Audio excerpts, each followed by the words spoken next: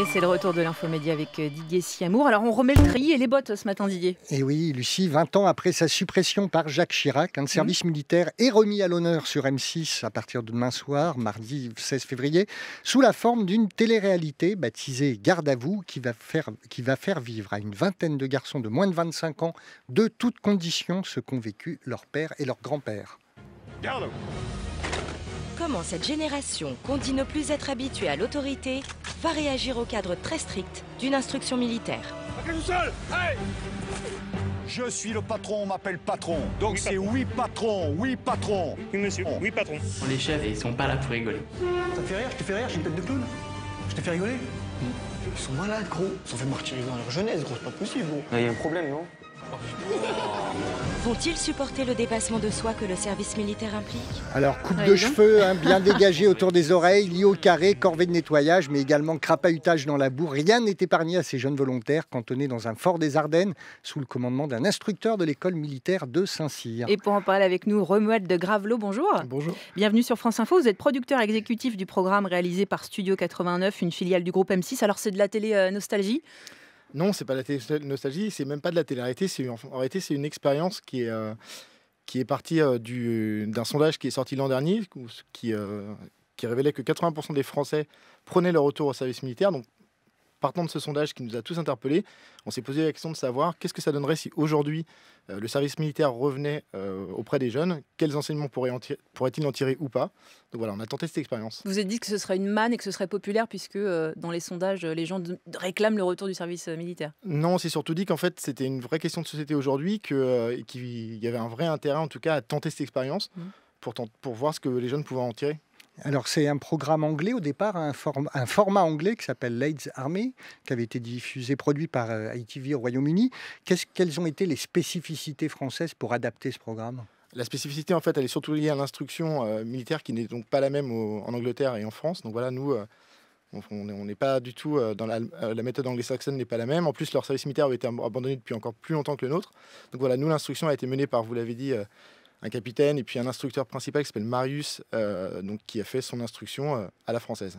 Et c'est pas un peu caricatural quand même quand on voit justement le casting avec tous ces jeunes, avec un par exemple, allez, je vais révéler un tout petit truc, enfin en tout cas qui est très attaché à sa coupe de cheveux et qui se pose la question est-ce qu'il va continuer ou pas parce qu'il va se faire raser la tête. Et puis ces instructeurs aussi, est-ce que vous n'êtes pas un peu caricatural dans tout ça? Alors la question des cieux au service militaire, je pense que pour tous les garçons qui l'ont vécu à l'époque, était une vraie question. Je ne sais pas si vous avez la chance de le faire ou pas, ou si vous avez les cheveux longs à l'époque. Mais en tout cas, c'était une vraie donnée, je pense, qui interrogeait les jeunes. Et non, ils ne sont pas caricaturaux, ils sont surtout... Marius, c'est quelqu'un d'extrêmement crédible, il a plus de 20 ans de service dans les forces spéciales. Voilà, ce sont des gens qui sont dans une réalité qui est la leur. Et on a essayé de justement raconter cette réalité du service militaire. Alors Lucie parlait quand même de nostalgie tout à l'heure, il y a quand même un petit côté nostalgique. D'ailleurs, vous faites revivre en fait le service militaire des années 70. On va voir qu'on est quand même très déconnecté avec l'actualité. Et quel est le message derrière ce programme pour vous? C'est l'idée justement qu'il faut transmettre des valeurs républicaines, le vivre ensemble? Non, l'idée, il n'y a pas de prise de position sur...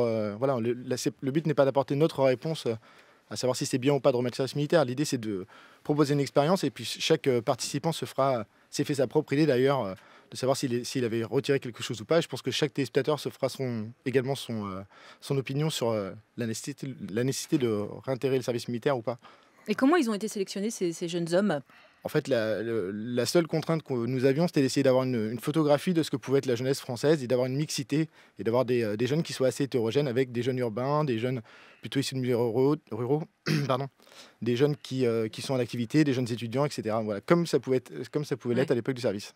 Alors on voit surtout que la grosse difficulté, c'est aujourd'hui cette génération 2.0 qui a du mal à se couper des moyens de communication. C'est peut-être là, non, le principal écueil pour eux? C'était un des écueils. Principaux en tout cas. C'était un des écueils. Après, il y en a eu d'autres. Il y a eu le fait de vivre ensemble. Déjà, c'est compliqué. Pour certains, il y en a eu pas mal. Le déplacement de soi, la solidarité.